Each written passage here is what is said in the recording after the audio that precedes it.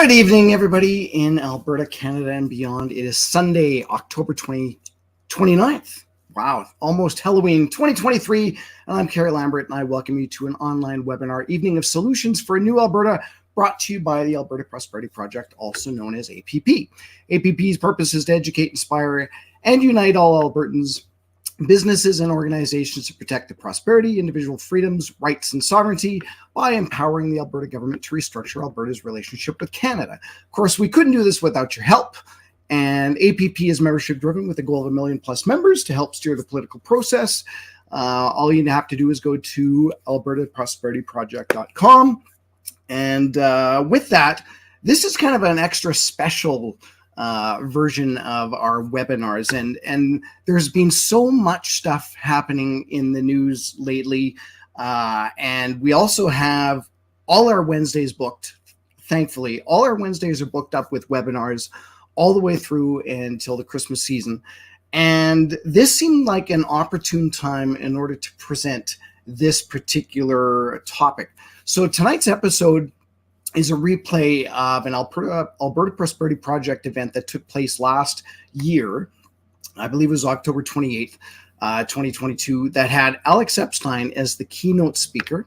Alex is an American philosopher and an author of The Moral Case for Fossil Fuels and of course, the book Fossil Future, Why Global Human Flourishing Requires More Oil, Gas, and Oil, Coal, and Natural Gas, not less.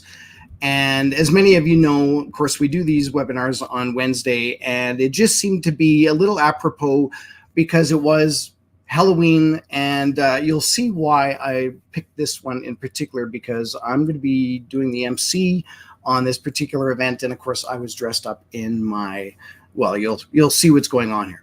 And so with that, I also want to bring up a couple of quick things that have happened recently. We've had the federal government and province lately throw a bunch of stuff about carbon tax, net zero, and it seems that Albertans and Canadians are being attacked by their own federal government. And if you want to see what's going on with that, here's a couple of quick things. These are Daniel Smith's Twitter page, but I wanted to bring these up here. So if you look back, it was around October 15th, October 17th.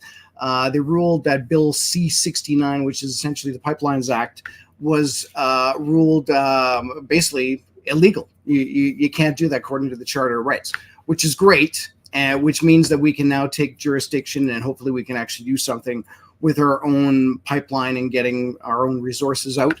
That was part one. But part two, so I don't know if you've actually heard what happened just this past weekend or week, where the NDP Liberals basically said the carbon tax must end or will end based upon heating if you're in the Atlantic provinces. But if you're in the rest of Canada, no, you still have to pay your carbon tax on that. Well, why is that?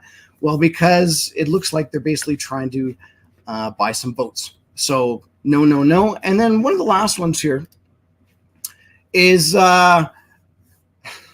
this is according to Goody Hutchings, who's the Rural Economic Development Minister. He basically said, if Western and Prairie provinces want to secure carve-outs in the federal government's carbon pricing policy, they should elect more Liberal ministers. So it has nothing to do at all with the climate change, et cetera, et cetera. It actually has to do with voting and very political. So with those in mind, I want to play back this video of us doing the Alex Epstein event last year at the West in Calgary, and it's about an hour and 40 minutes long.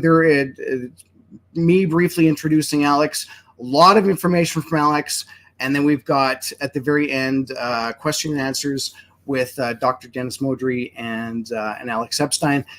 That happens all in the video. So Alex and Dennis won't be joining us tonight, but we're going to do a little bit of a question and answer. If you have questions throughout the presentation, by all means, put them in, and I will do my best to answer them at the end.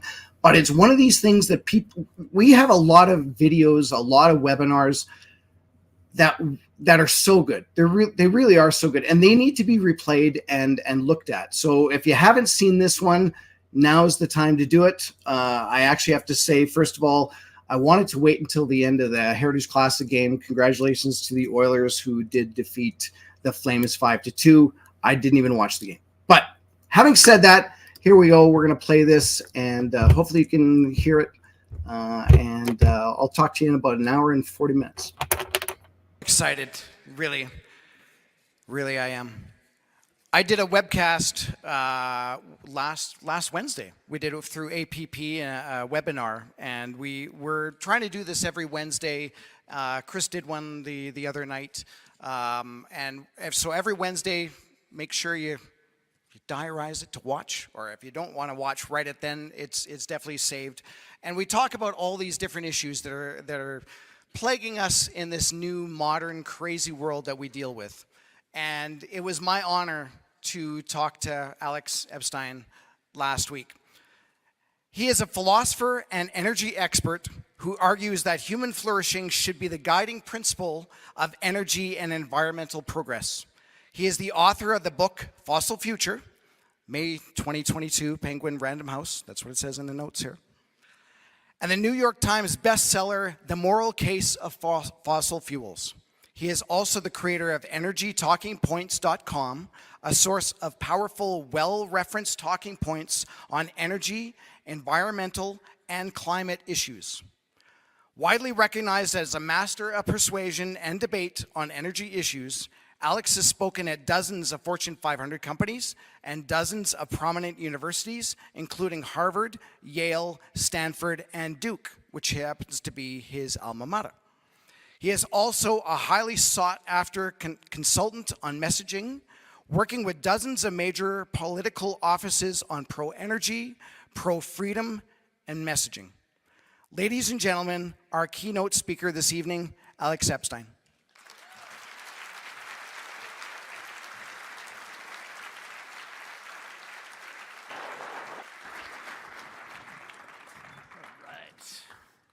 All right, so I'm going to start out, I have two questions. And I can guess the answer to the first, but I just want to make sure. And then the second I'm very curious about. So the first question, just raise your hand if you consider yourself an enthusiastic advocate of Canadian oil and gas. Okay, so this is probably the highest concentration of people I've ever spoken to.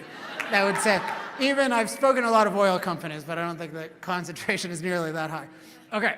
So here's the next question, which is on a scale of -5 to 5, how good is the Canadian oil and gas industry at changing public opinion? Okay, so on a scale of -5 to 5, how good is the Canadian oil and gas industry at changing public opinion? Now first, there's a question that you should ask before that, which is why -5 to 5? Why am I ranking this on a scale of -5 to 5? Because there's a very, very important reason, and it's why I actually rank all questions about communication on a scale of -5 to 5. Can anyone guess? Who said that? Is very smart. Wow, that was quick. Have you heard me say that before? No, but I made things worse. Oh, you've made things worse. Well, this is true. I think anyone who's ever been in a relationship knows that sometimes when you open your mouth, you can actually make things worse. And so when we're thinking about communication, it's very important because when you rank things 1 to 10, it can appear like, well, whatever I'm doing, it's positive, right? I get a 2, even that's something, but that's not actually how it works. Actually, the normal thing in communication is a 0, is you accomplish nothing. But it's very easy to make things worse. So I want people to be open to the possibility that maybe a lot of these efforts have made things worse. So what I'm going to do is I'm going to count down from 5. So 5 is going to be the peak. As like if the Canadian oil industry was like Steve Jobs with computing, okay, and then 0 is going to be nothing, and then -5, I have an example, but I don't know if it's going to resonate with this room. But in the US, it resonates. I use the example of Amber Heard. Does anyone know that example? Here, okay, some of you do, okay. So enough of you get that, or if you don't know what that is, just imagine somebody who makes things much worse when they open their mouth. Oh, Trudeau? Well, he seems to keep getting elected, so he might not think he's making things worse. Okay, so 5. I'm going to count down. Just raise your hand where you identify. I'm guessing we're not going to get many 5s and 4s and 3s, but I just want to be sure. So 5, 4, 3, 2, Oh, we got a 2. All right. 1. Okay. 0. So this means everything has amounted to nothing so far. Okay, -1, -2, -3, -4, -5.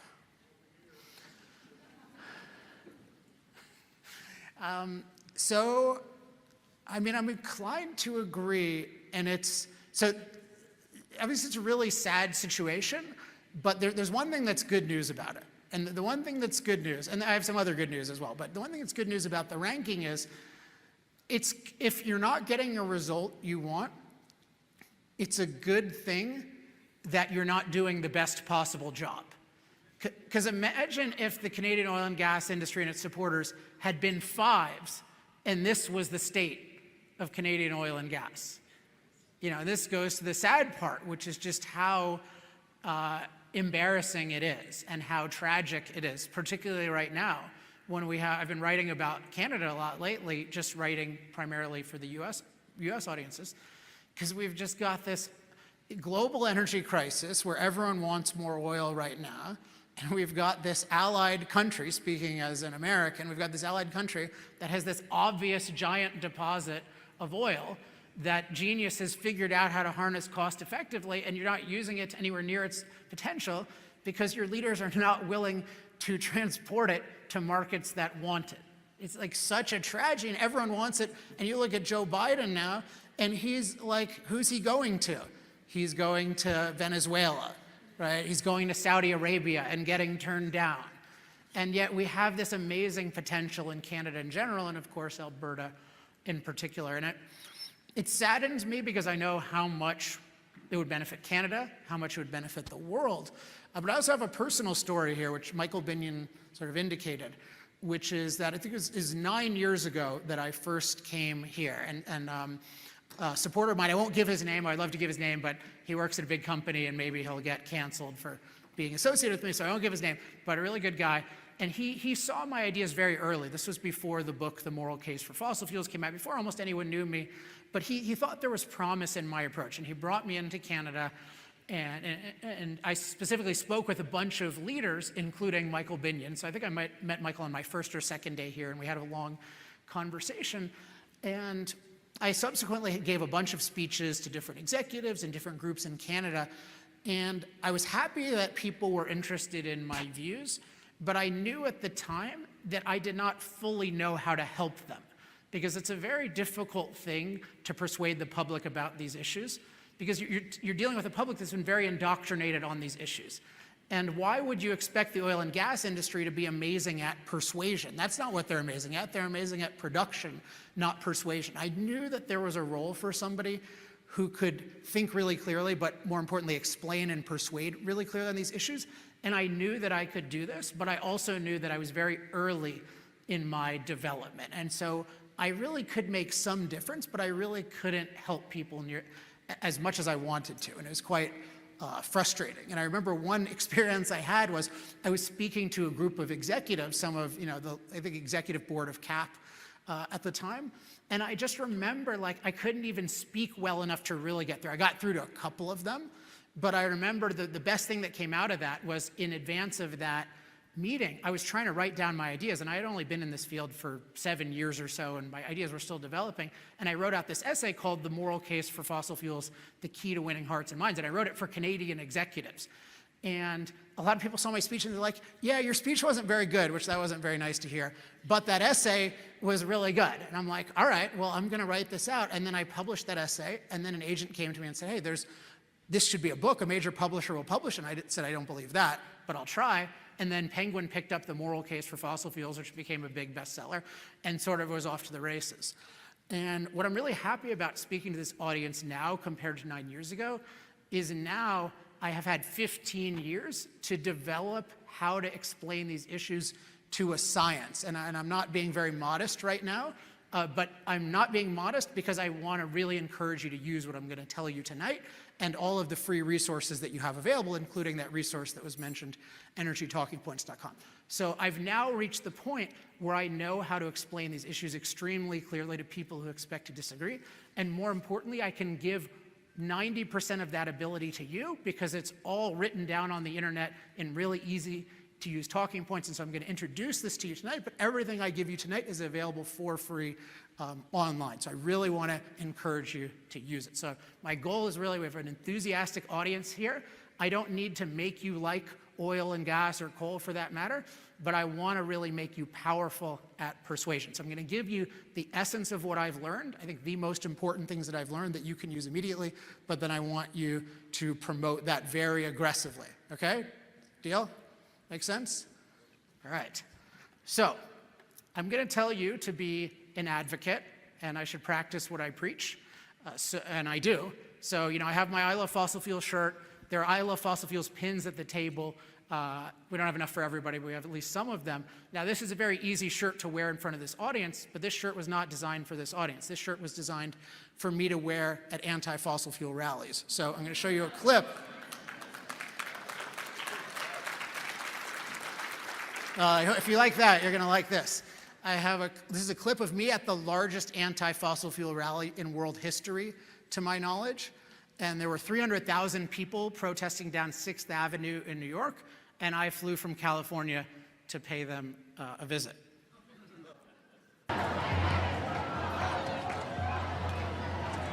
Do you hear what they're saying? Hey, hey, ho, ho, fossil fuels have got to go. I have a very different opinion on the matter. Let's go see if we can engage. Can we just go stand in the middle?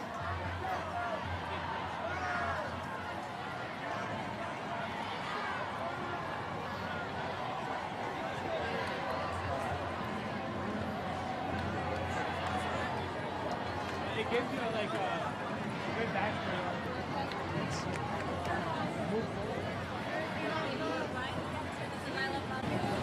So you can see that backdrop,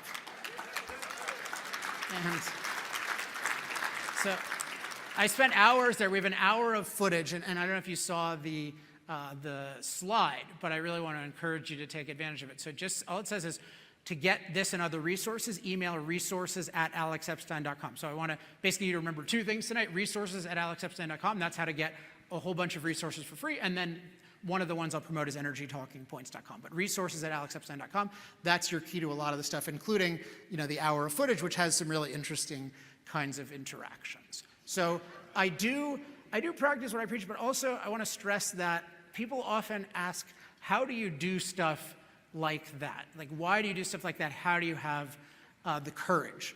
And part of it is like, I don't know, I'm a black belt in Brazilian Jiu-Jitsu, so I'm a little bit comfortable with those kinds of situations. But, I can't even beat up 3 people realistically, or even 2. So New York was more civilized back then. It's a little more dangerous now. But I think the main thing is that I actually do not experience it as courage. Because in my mind, it is so obvious that the world needs more fossil fuels, and that the anti-fossil fuel movement is a movement that, to the extent it's successful, will prematurely end millions or billions of lives. That's so clear to me that it just seems crazy not to stand up when people are saying it. I mean, an analogy would be, I think for most people. Thank you.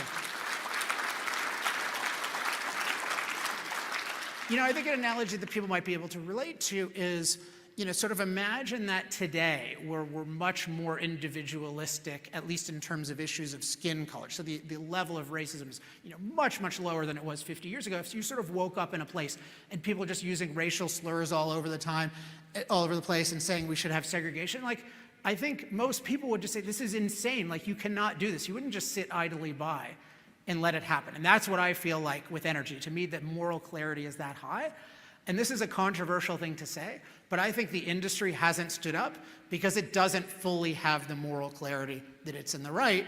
But good news, that clarity is possible, and you're going to get a lot of it tonight. But I think that's the root of it.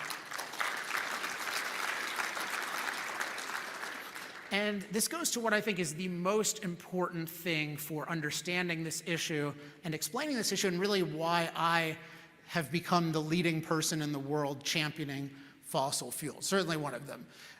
And that is my background. So when people see me at a protest like this, they'll assume things like, oh, the fossil fuel industry must have discovered you and groomed you into this fossil fuel champion. That must have been what happened. And I didn't even know anyone in the fossil fuel industry, let alone have any financial relationship when I came up with my ideas. In fact, when I first came up with my ideas, I'm in California, I tried to visit some local refineries, and none of them would let me in because they didn't think it was possible for somebody to be pro-fossil fuels, so they thought I was an eco-terrorist who wanted to sabotage them. Finally, of all places, BP let me in, but it was a really hard struggle. So that's not it, and nor did I grow up. I didn't grow up in Calgary, as you can probably guess. I didn't grow up in Kentucky or West Virginia or Houston or Midland, Texas, or any other pro-fossil fuel place. I grew up in Chevy Chase, Maryland, which is a suburb of Washington, D.C., which you may or may not know is not super pro-fossil fuels, probably kind of like Ottawa. And so there's nothing there, but the thing that actually made me pro-fossil fuels, and I think is the key to making the world pro-fossil fuels, is my background in philosophy. When I was 20, I made a decision that many people said was a ridiculous decision. I was studying computer science at Duke University, one of the leading schools in the US, and I went into my advisor's office and I told him, I'm never programming again, I'm gonna become a philosopher. And he was very unimpressed by this career plan. And he basically said to me, like, why would you be a philosopher? Nobody needs a philosopher. Nobody ever has a problem and says, let's call a philosopher for the solution. And I've gotten this reaction a lot in my life in energy, and I'll show you a clip. This is me testifying in front of the Senate Environment and Public Works Committee. My senator at the time, Barbara Boxer, this is 2016, she too thought a philosopher had no business being there, but then I explained to her why one did. Mr. Epstein, are you a scientist? No, philosopher. You're a philosopher? Yes. Okay. Well, this is the Environment and Public Works Committee. I think it's interesting we have a philosopher here talking about an issue. It's to teach you how to think more clearly. Well, you don't have...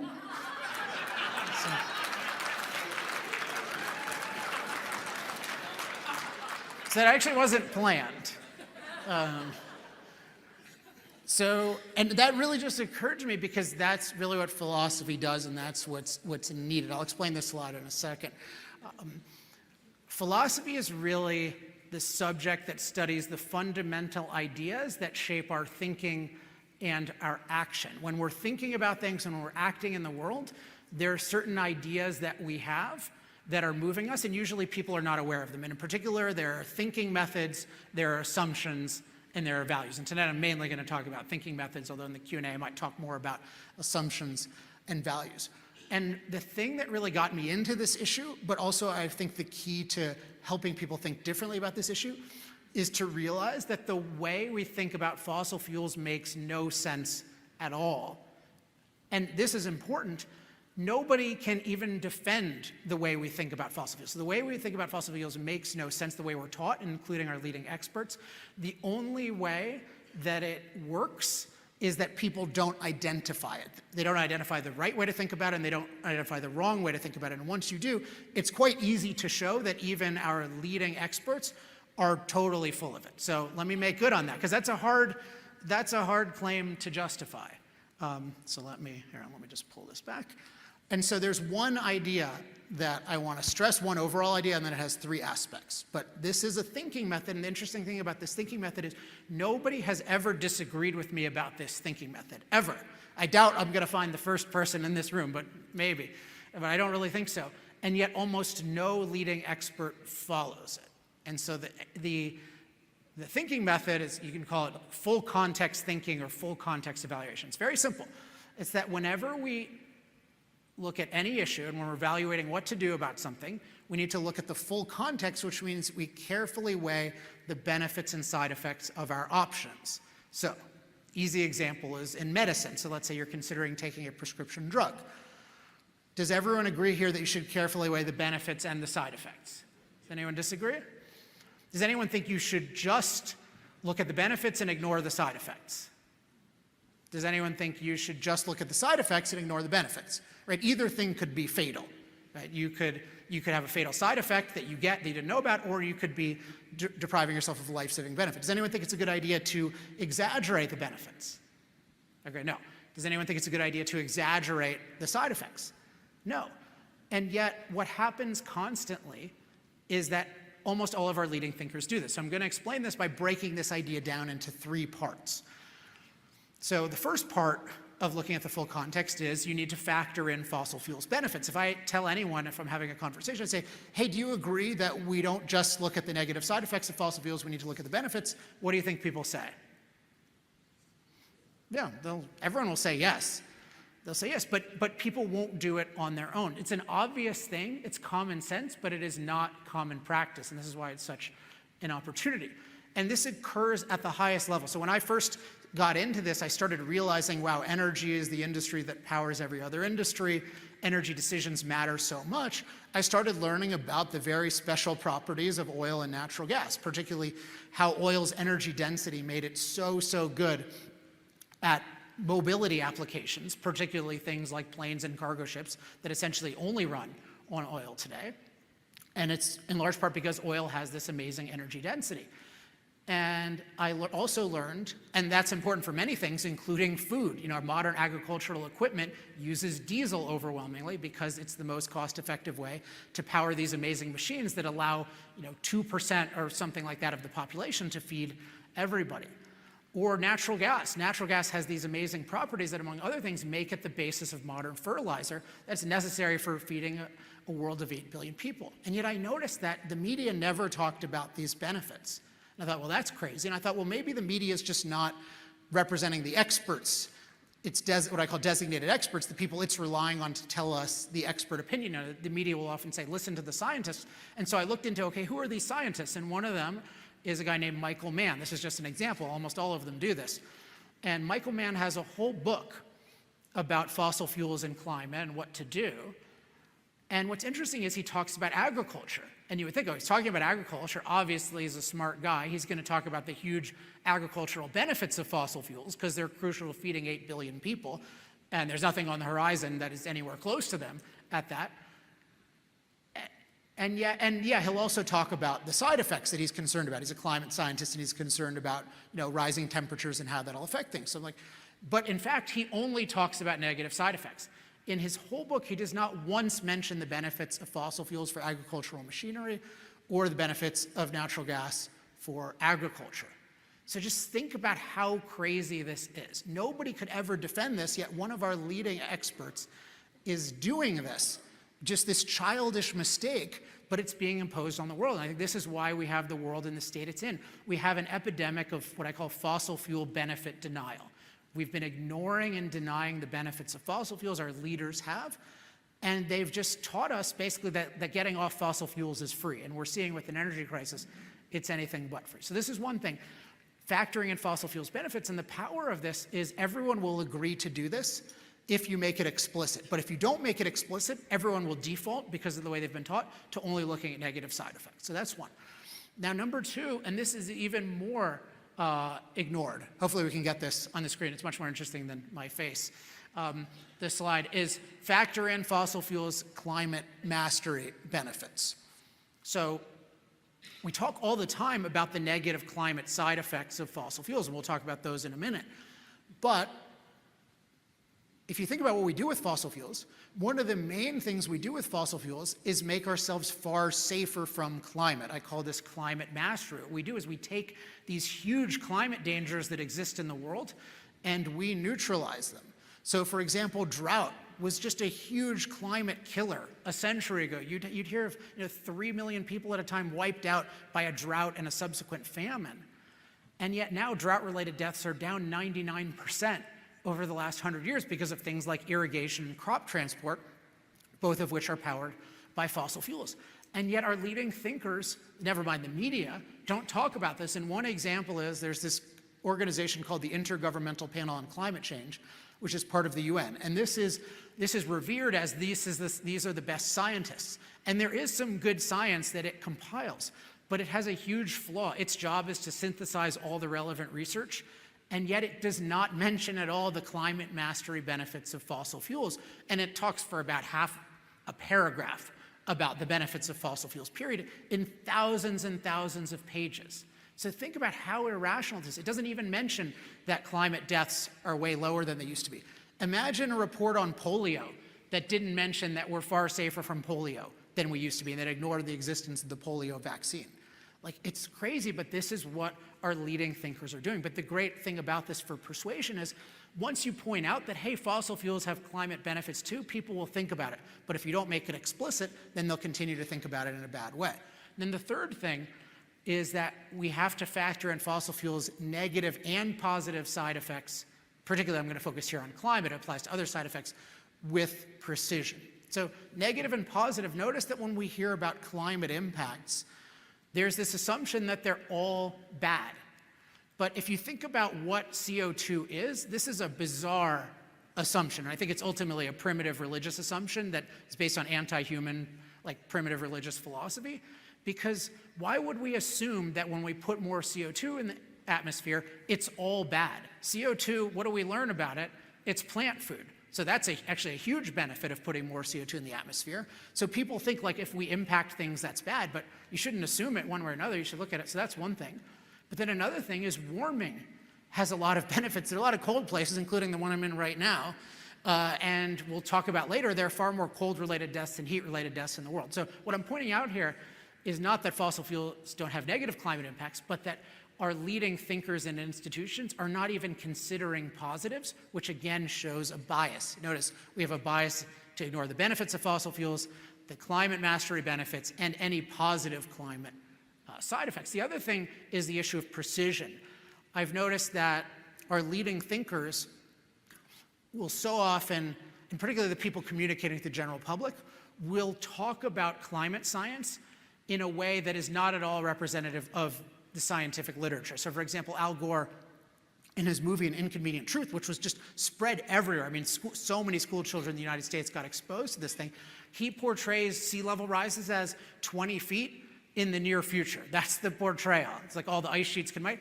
That is not in the literature anywhere. As we'll see, the extreme projections are 3 feet in 100 years. So think about how sloppy that is to equate 20 feet in a few decades with 3 feet in 100 years. And again, that's extreme. So what I've seen is, what we can see is there are these 3 principles that everyone will agree with and that almost nobody follows. And this is actually very powerful because the key is making the principles explicit. Before you jump in to all the facts and arguments and this kind of thing, you want to frame your communications, including your conversations, with an agreement on our thinking method. And basically the question is, do you agree that we should carefully weigh the benefits and side effects of fossil fuels? And I use this everywhere. If you look at my presentation, I use this everywhere because it's so true and it's so powerful. Because once you get people to agree with a way of thinking, then their minds are open and they will actually think in a much better way. By the way, the way to do this is not to tell everyone that you're thinking about it wrong, particularly in a conversation. It's getting agreement to think about it in a way that you both agree with. So I'm stressing this so much because it's the key to thinking about it and persuading. And it's this thing I want everyone to do, because if everyone did it, I believe everyone would come to more or less the same conclusion. And my conclusion is if you apply these 3 principles of the benefits, the climate mastery benefits, and the negative and positive side effects with precision, then it's obvious the world needs more fossil fuels, including more fossil fuels from Alberta. I think it's an obvious thing if you frame it correctly, and that these net zero policies will lead to mass suffering and death. And I don't think the idea of net zero by 2050 should be discussed by civilized people, and you'll see why soon.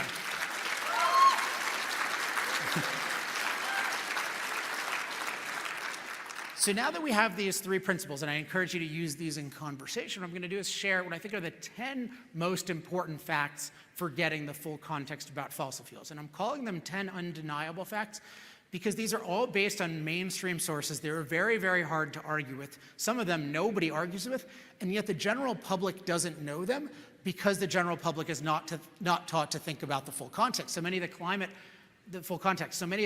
facts I'm going to tell you are mainstream climate science. They basically all are, but you don't hear about them because there's so much of a systemic bias against fossil fuels and toward what I call climate catastrophism. So these are undeniable facts, and I think once you get these, it's very, very powerful. The other thing about them is these are very, very powerful to use in communication. So I'm singling these out. I'm really going to encourage you to use these facts. And as I said, all of these are available. Just email resources@alexepstein.com, or you can also go to energytalkingpoints.com. So none of this stuff is, like, I love speaking to groups, but I'm not one of these speakers who just tells you my inside secrets if you pay me a bunch of money, and then I'm not going to tell the rest of the world. Like, everything I tell you tonight, more or less, I hope you're happy to be here after this, like, I share on Twitter for free. Like, I'm in the business, I'm trying to persuade the whole world, and I'm trying to give you guys material, and somebody asked me, can I put your material on my website? Yeah, copy anything you want on your website. I want everyone to use these arguments. Okay, so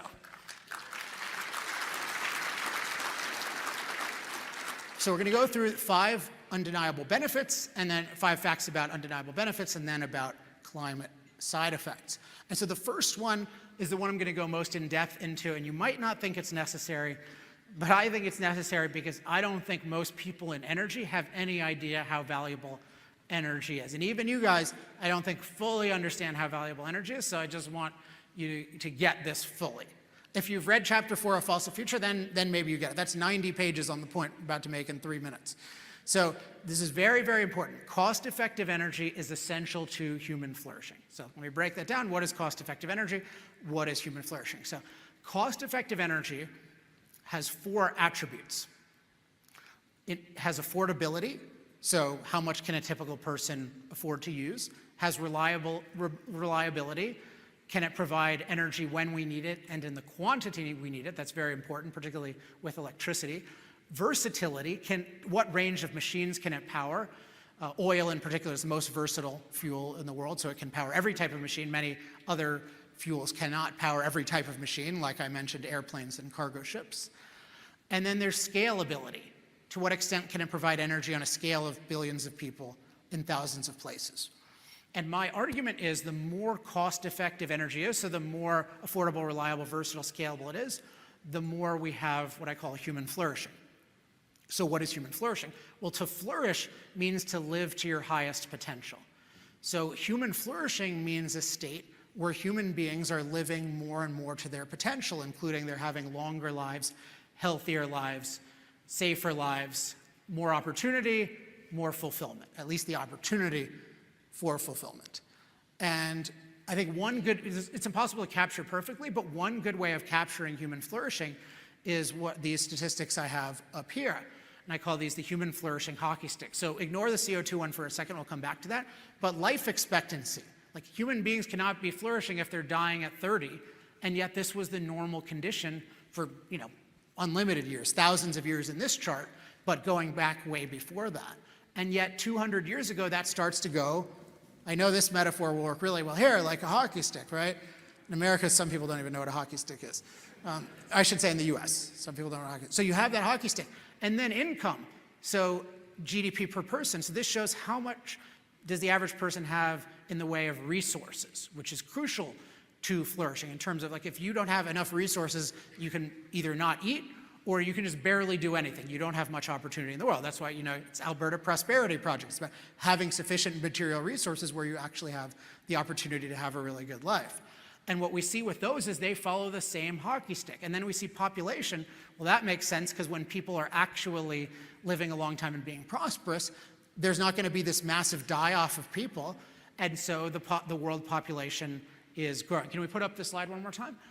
And so what we see is we have these human flourishing hockey sticks, and it's really amazing. And what we see at the exact same time, now CO2 is interesting because we're taught that CO2 makes the planet unlivable. This is the idea, that people are concerned about, CO2 is making things worse.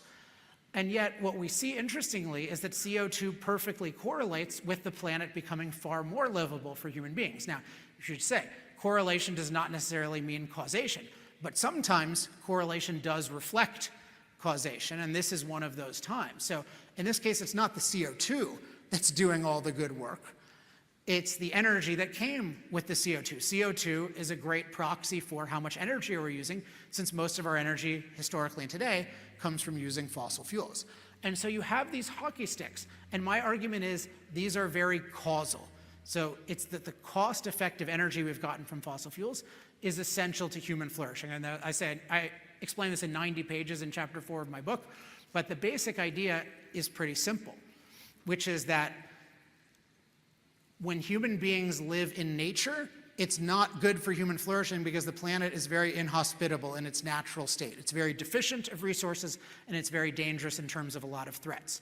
And the way human beings can overcome the inhospitability of nature is through productive activity. We need to produce value. We need to produce factories and farms and shelter and food and clothing, et cetera, that nature will not produce for us, and we need to produce protection against all of nature's many threats. The problem is that we are a very weak species, which means we have a very limited ability to produce. When we get all these modern miracles that Michael Binion is talking about, where do they come from? They come from using machines to produce value for us. That's really the key jump to prosperity, is where instead of using manual labor, we use machine labor. But we can only use machine labor to the extent that it is cost effective. In an example I use, now some of you this won't apply to, but I call this the private jet problem.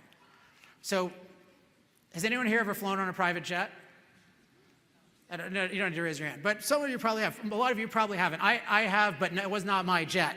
I got to ride on one with Alex Trebek once, which was pretty damn cool, I have to say. It's the thing with a private jet is amazing. Like, most of us would take a private jet if we could have one, but a private jet costs so much. It's not cost effective for a typical person. Well, throughout most of history, all machines were like a private jet, or most machines were like a private jet. In some places in the world, a washing machine is like a private jet. It's not cost effective for a typical person. But the more cost effective we make energy, the more cost effective it is to have machines produce value for us. And this is really what the fossil fuel industry has done. It's made energy so cost effective that we can use machines to produce almost anything for us. And the typical Canadian, typical American has machines do 75 times more work than our physical bodies. And that's why we have such a standard of living. So it's so important to recognize that what cost-effective energy does is it empowers us to use machines to become productive and prosperous. And the more cost-effective energy is, the more value we can produce using machines, and the less cost-effective energy is, the less value we can produce using machines. Now, I have one bonus question, and again, this is by far the longest elaboration I'll give on a fact. And this is for, I have 2 copies of Fossil Future. I've been harassed all night. Why didn't you bring copies of Fossil Future? I'm sorry I did not bring them, but I have 2 for lucky winners, and I will sign them. And this is one of the opportunities to win one. You can also just order them at fossilfuture.com, although they won't be signed, but still encourage you to order them. Okay, so the question is, how do you address this counter-argument? So the counter-argument people will give is, okay, Alex, this is ridiculous. You're crediting fossil fuels for the world being so livable? No, that's not from fossil fuels. Look, it's from science and technology and sanitation and medical care, right? That's where the real gains come from, not fossil fuels. Like, fossil fuels are bad for our health, right? You hear these studies, so-called, that say fossil fuels take 5 years off our lives. So does anyone have a good answer to that, this argument? Like, is it really these other things and not fossil fuels? And by the way, there are 3 good answers to this, and there's one that I have a particular like for, so you only get the book if you get the one I really like. Yes? So fossil fuels are better for people's health because if we're using it, then poor countries don't have to rely on, coal or garbage or dung, things like that, which, cause more serious health problems. Okay, this is actually a 4th one, and this is a good one, but it's a good one to mention. So one thing is, when people think about fossil fuels and the side effects of fossil fuels, what they don't look at are what did fossil fuels replace. This is particularly true with natural gas, which usually replaces dirtier fuels. But often when people aren't using fossil fuels, they're using wood and dung. And as we'll see, there's huge incidence of using those around the world. So when you move to cleaner fuels, all things being equal, it's better for your health. But there are 3 other ways in which, 3 counters to this argument. Anyone else? Chris? All of those things have advanced exponentially because of fossil. How? Through, invention of plastics, more efficient use of the energy to do more work, more farming, everything, all sorts of pharmaceuticals, and everything. All of those things are the foundation of fossil fuels. So great. So the good news is Chris got 2 of the answers. The bad news is he still didn't get the one that I really like, but they're really good. So it was great to meet Chris tonight. So one is that the material we get from fossil fuels is vital to all of these fields. So people don't think, I know you guys are really into this and it's an important thing, is just what hydrocarbon-based materials do for the world. What a hospital would be like without those materials. What a modern bed, for that matter, would be like without those materials. What a house would be like.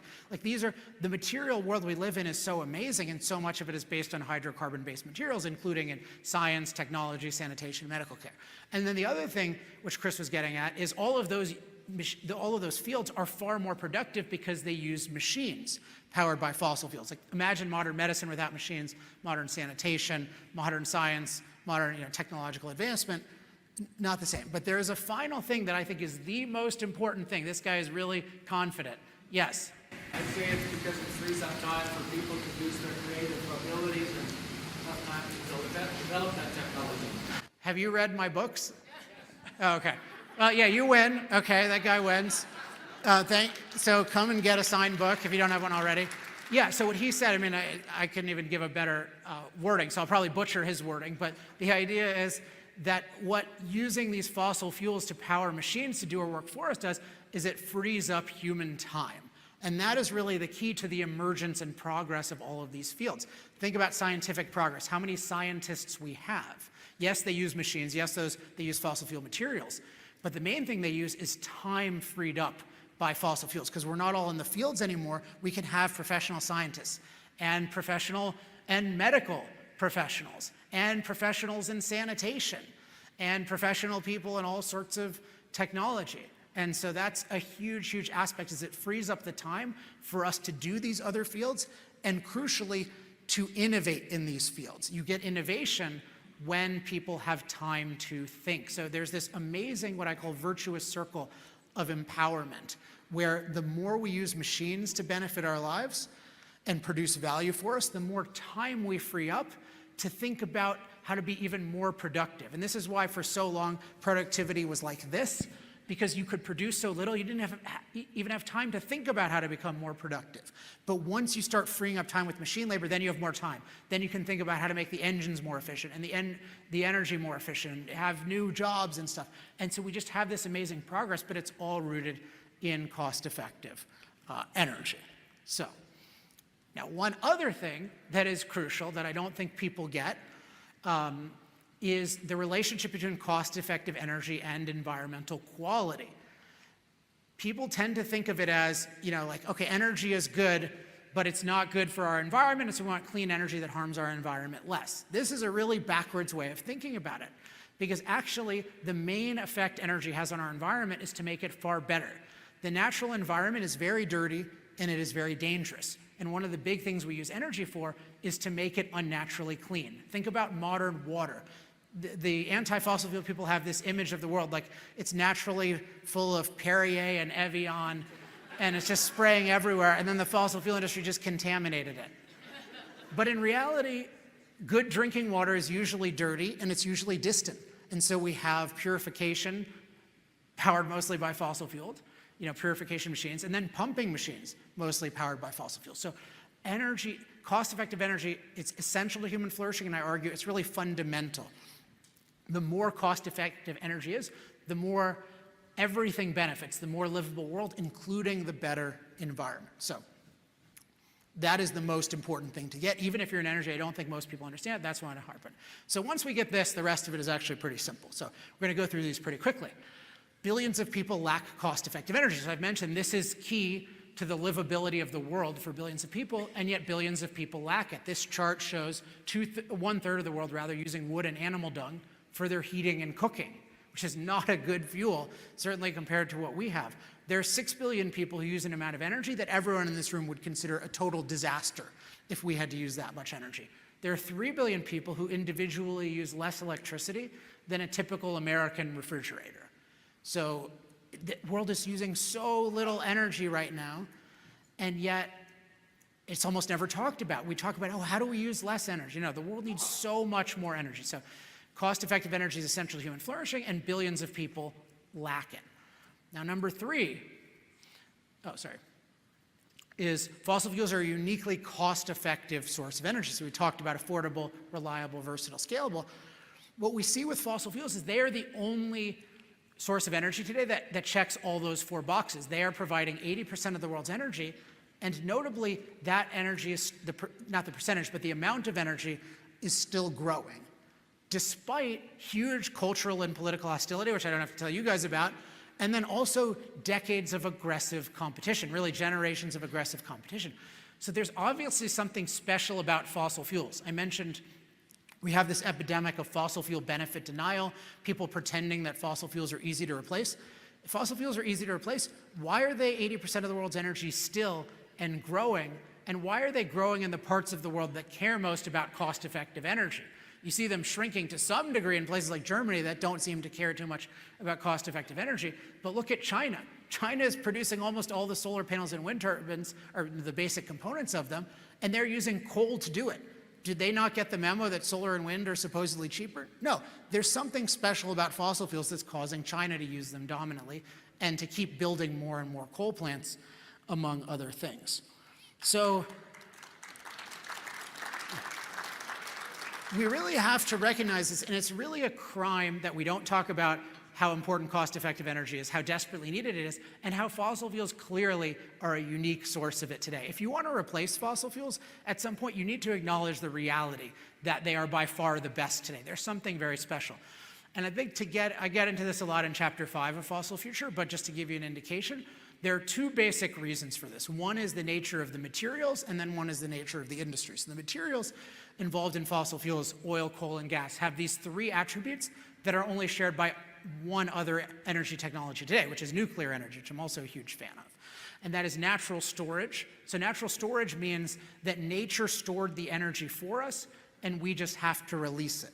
So all the leading forms of energy today are naturally stored energy. So oil, coal, gas, those are like natural batteries. Nuclear is like a natural battery. Even hydro is, because nature takes the water to the top of the river for us. Imagine if we had to take the water to the top of the river ourselves. It would be totally non-cost effective. But if you look at, say, solar and wind, nature isn't storing the energy for us, so we have to find a way to store it, which we'll see is very, very difficult. And in practice, we usually basically just use fossil fuels as a battery to back them up all the time. So there's natural storage, there's natural concentration, storing a lot of energy in a small space and or in a small, small weight. So oil and coal, very small space and small weight. Natural gas, large space in its native state, but very small weight, and we can compress it and we can liquefy it, which is increasingly interesting in the world. And then natural abundance, they exist in huge quantities. So it's very hard to compete with a source of energy that has these attributes. Then the other thing that fossil fuels have that the nuclear industry unfortunately doesn't have is they have generations of innovation to make them cost effective. There's been a whole industry, which I know many of you are in, that has figured out with fossil fuels, hey, how do we make this cost effective for every machine for billions of people in thousands of places? That's really hard to do, and the fossil fuel industry has done it. The nuclear industry has not, basically at all, and I think a lot of it is because of the green movement, which is a really terrible movement that has basically criminalized nuclear and prevented it from reaching its potential. I'm a huge advocate of nuclear, but we have to recognize that nuclear has been stunted to the point where it is generations away from doing what fossil fuels can do today in terms of the versatility and the scalability. So now people will say, oh wait, but aren't solar and wind rapidly replacing fossil fuels? And that brings us to fact 4, which is that unreliable solar and wind are failing to replace fossil fuels. So I will often just say unreliable solar and wind. I never say renewables. It is a ridiculous term for many, many reasons, including it usually excludes hydro. So how can you exclude hydro if you're for, quote, renewables? It really means solar and wind. And because those are unreliable, it should be called unreliables, which is the term I use that really pisses people off. But you guys probably don't mind pissing people off. And so what we have to recognize about the unreliables is the facts is that they are not actually replacing fossil fuels. More broadly, there is no energy transition, right? This is just the 2 dominant terms used to describe energy today both refer to things that do not exist. Energy transition and climate crisis. Neither of those is a real thing. I'll share climate crisis in a minute. All right, this guy's very excited. So energy transition, fossil fuels are growing. You're not transitioning away from something that's growing. What we have is an energy addition, But unfortunately, it's mostly not a market addition, it's mostly a forced addition. And if we look at solar and wind, what we find is they're almost exclusively used in places that subsidize, mandate, or otherwise prefer them. So that should be suspicious if we hear that they're cheaper. And then also, they tend to lead to higher prices where they're used, which is also a big flag. And then also they only provide electricity, or they partially provide electricity, which is 1/5 of the world's energy use. And so it's just a fact that they are not rapidly replacing fossil fuels, and certainly not in a market process. So there's a real question of why aren't so-called renewables, why aren't unreliables replacing fossil fuels? Because you hear from Al Gore, well, they're free and forever, right? They use these natural forces, they naturally replenish, so why are they so expensive? And the basic answer is you have to think of energy as a process. When people are thinking, oh, they're free, they're wonderful, they're not thinking about the full context, they're not thinking about the full process, they're just thinking about, oh, the sun is free, the wind is free. I mean, this is a really idiotic argument, but this is very pervasive. To look at the cost of energy, you need to look at every step of the process of producing the energy. It's the same with the side effects. You need to look at the whole thing. You can't just say, oh, the Tesla has no side effects because there's no tailpipe emissions. You have to look at the full process of providing it, which is nothing against Teslas, and I generally like EVs. I just don't like them being forced on people. And I particularly don't like them being forced in California, where we don't have any electricity.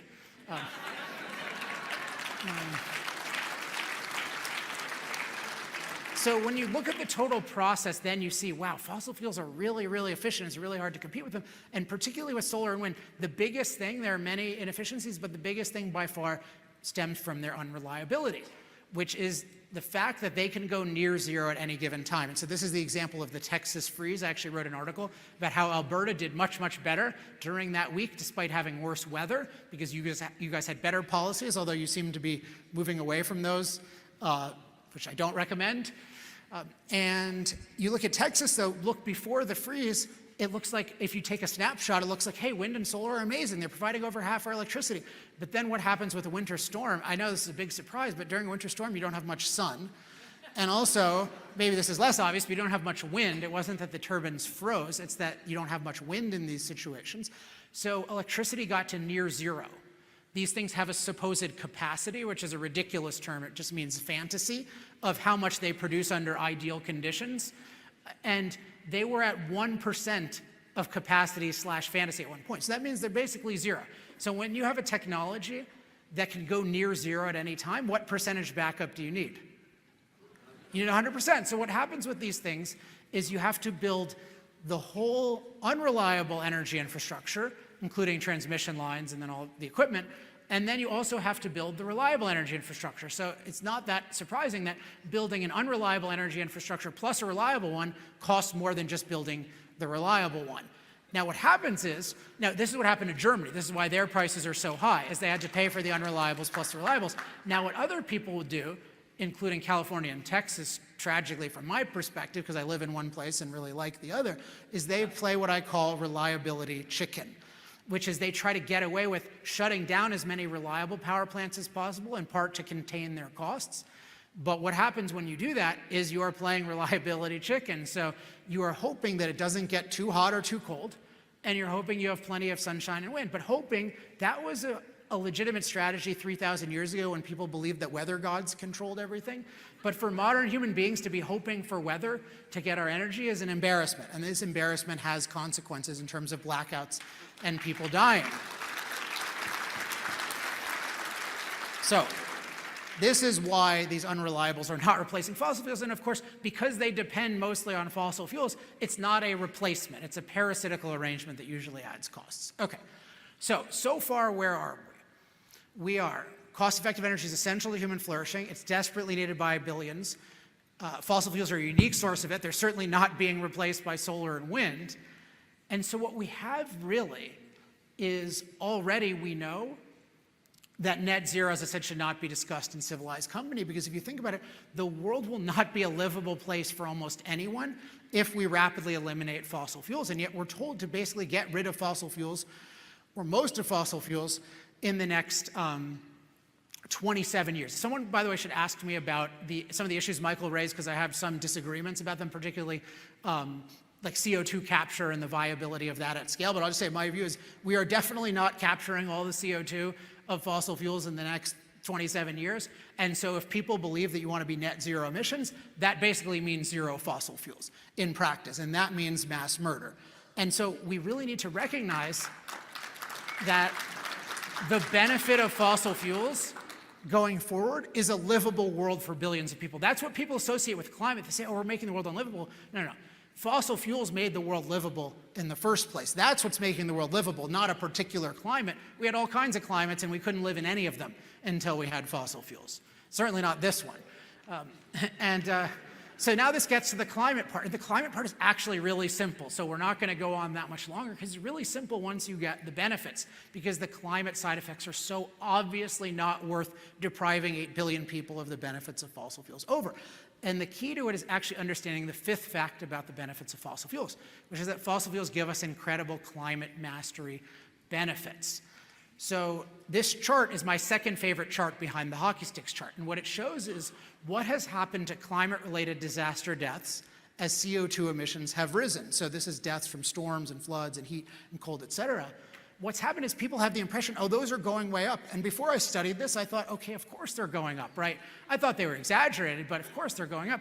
But it turns out they've been plummeting. It's one of the greatest areas of human improvement in the last century is our safety from climate. The average person in the world is 1/50th as likely to die from a climate disaster as they were 100 years ago. And why is this? It's overwhelmingly because of fossil fuels. Fossil fuels power all these amazing machines that neutralize climate danger, such as I mentioned before, irrigation machines and crop transport machines for dealing with drought. Building machines to build these amazing sturdy buildings that protect us. Storm warning systems are all based on machines. Of course, heating and cooling, which in Europe, they're starting to learn the value of those heating machines. In the winter, there are people in Germany who don't have hot water right now. Like that's a thing. In Spain this summer, they said you can't go, I know you guys use Celsius, but I can't do the conversion off the top of my head, but you can't go less than 81 degrees Fahrenheit with your air conditioning. I mean, this is yeah, that's good. It is insanity. And so, but we have this incredible ability to master climate, and we need to recognize this when you think about the side effects, because what it means is that we can cure almost any climate problem. Notice we've been using fossil fuels and emitting CO2 for 170 years. We have the best world ever, and we're 50 times safer from climate. And we'll see we have 1 degree warmer. Why does anyone think that another ½ degree, another degree, another 2 degrees is going to be the end of the world? There's no reason to think that logically at all, unless you're just a fossil fuel benefit denier. And what we see is that this mastery ability is so powerful. So one example is sea level rises. Sea level rises, I think, are the most legitimate concern with warming, because that'll lead to sea level rises, and we built civilization based on certain sea levels. But nevertheless, we have 100 million people living below high tide sea level. We are really, really good at dealing with sea levels. So once you recognize the benefits of fossil fuels, including the climate mastery benefits, you realize that using fossil fuels means a world where we have the opportunity to become incredibly prosperous and keep making progress, and the opportunity to continue to be safer and safer from climate. And if you rapidly eliminate fossil fuels like the net zero agenda, the world will be unlivable for the typical person by our standards, and they'll be far more endangered from climate because they won't have all these amazing climate protection systems. So with that in mind, when you look at the climate side effects, to justify restricting fossil fuels, it would have to be something apocalyptic, because it's apocalyptic to get rid of fossil fuels. And so when we look at them, the question is not, are we impacting climate? I believe we are. It's not, is it causing any change? Is it causing an apocalypse that justifies a man-made apocalypse of depriving people of fossil fuels? And we'll see, this is very easy to answer. The answer is no. So I'm just going to run through these facts. These are all mainstream facts. And people think climate is the biggest issue here. No, the issue is once you get the benefits of fossil fuels and you think about this issue in a careful way, it's obvious that you should use more fossil fuels. So fact one is our CO2 emissions in the last 170 years, they correlate with warming, but it's 1 degree Celsius warming and significant greening. And if you look at the warming on a human scale, these are the ups and downs of New York, say, it is a very small amount of warming in terms of the human experience. Now people think, well, okay, it's gotten a little warmer, but if it gets any warmer, we're all going to fry, right? Because the world is too hot. Might not be as relatable here, but this is what people certainly think where I am in Southern California. But in fact, we have far more cold-related deaths than heat-related deaths. which means that for the foreseeable future, warming is expected to save more lives, warming on its own, let alone the fossil fuels, save more lives than it costs. And then people think, oh, well, but it's going to get totally unlivable at the equator, and people are going to die there, and that's unfair. But then you look at the third fact, and this is mainstream climate science. This is from President Biden's climate.gov website. So this is not a pro-fossil fuel place. But it shows warming is expected to occur in colder places, particularly northern latitudes, during colder seasons and at colder times. And so what this means is warming is going to occur in places where it's more beneficial for human beings. If it was concentrated at the equator, that would be a real issue. But it tends to be concentrated in places that generally would like it to be warmer. Okay, so that's undeniable fact 3. So we see we've got this warming. More warming would actually save more lives on its own. It's not going to burn up certain places. It's going to be more in cold places, et cetera. Also, in winter and at night. Then people think, okay, but we're going to reach a tipping point. It's going to go out of control. So maybe it's like this now, or at the beginning of an exponential curve. And in fact, we are not. All the climate models, including the extreme ones, acknowledge that. And I know some people are taking pictures of the slides, which you're more than welcome to do. But also, if you just send me the resources at alexepstein.com or go to energytalkingpoints.com, all these things are up there.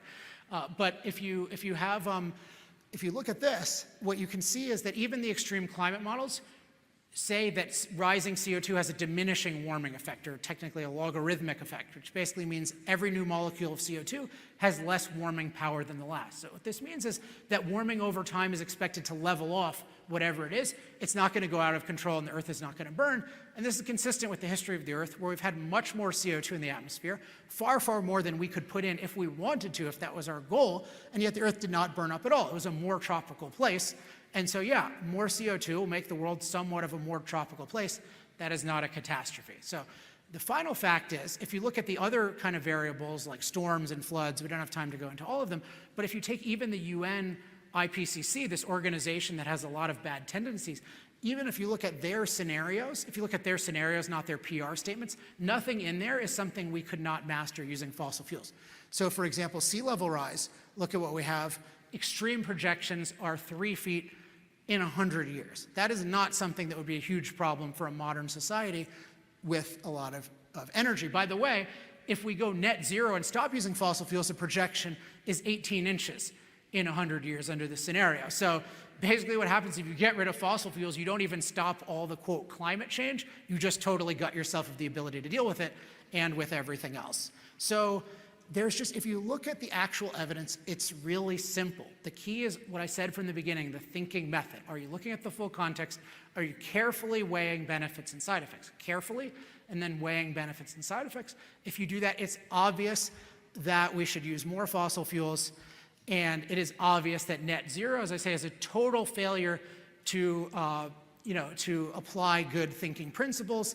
It is based on ignoring the benefits of fossil fuels and what I call catastrophizing the side effects. Net zero, should not be discussed. It is an evil policy.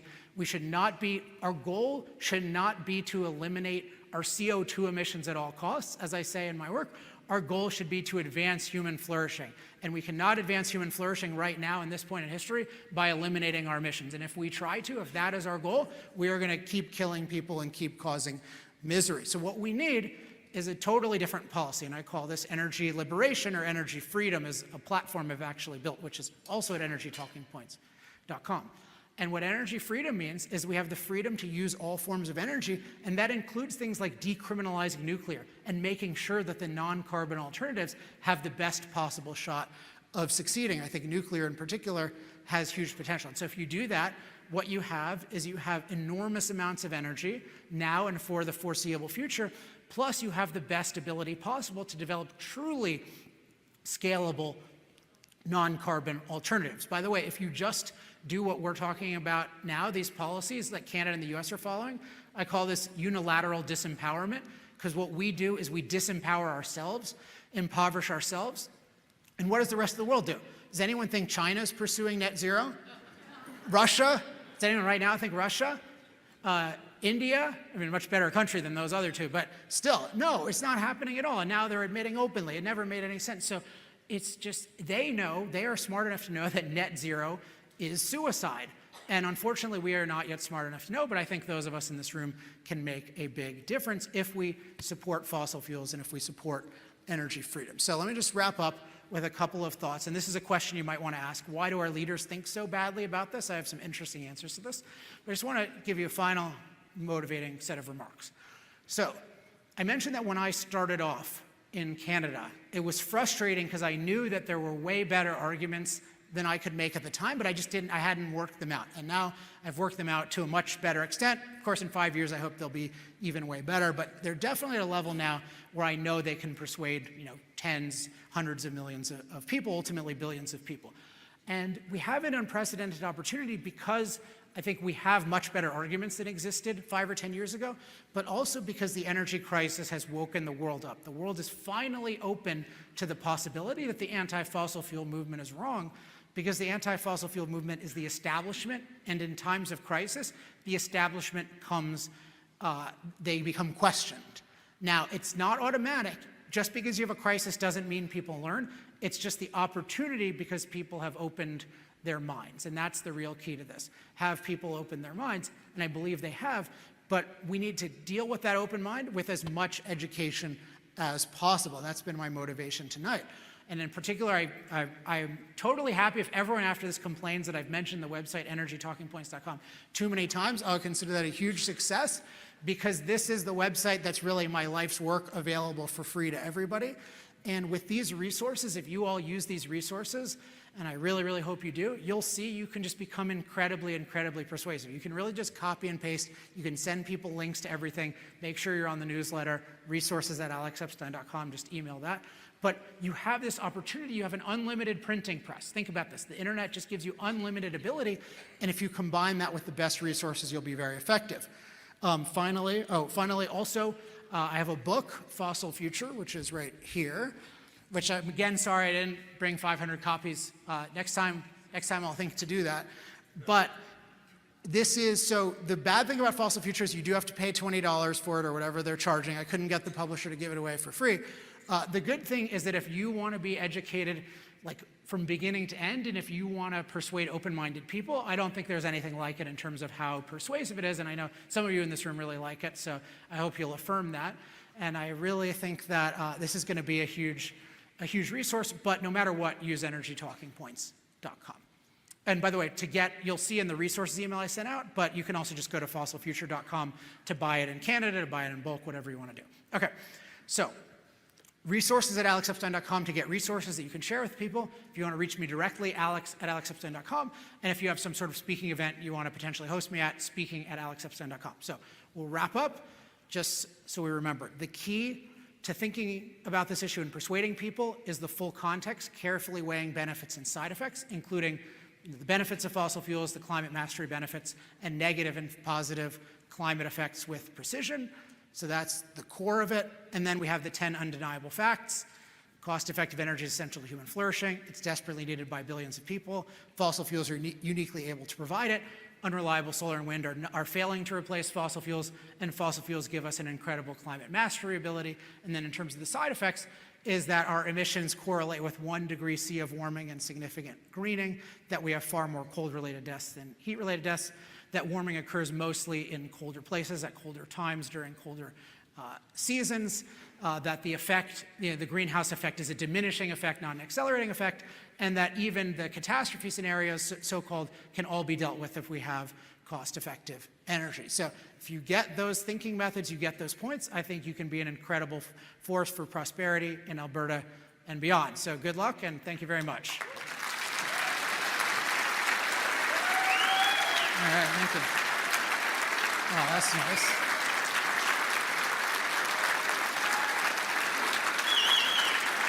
Oh, thank you.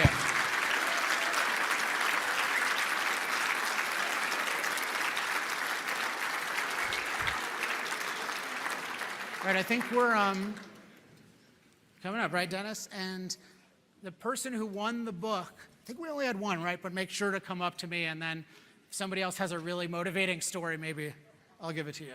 The other one. Absolutely. We're going to get, Dennis and Alex are both going to be up here. And I've got a few dozen questions. So remember I said at the beginning, you know, Oh, she wants me. keep yourself watered and all that, because we're going to be here for another 18 hours. Remember that? No. We're not going to do that. We're going to do that. We're going to try and wrap this up in about half an hour or something like that. So thank you so much, Mr. Alex Epstein right there, people. Yeah. Did you want to Thanks ask? for sitting, everyone. Did by you the want way. to I know ask it's a lot questions sitting. first? Well, I'll just start off. I know you got a bunch of questions. Alex, that was terrific.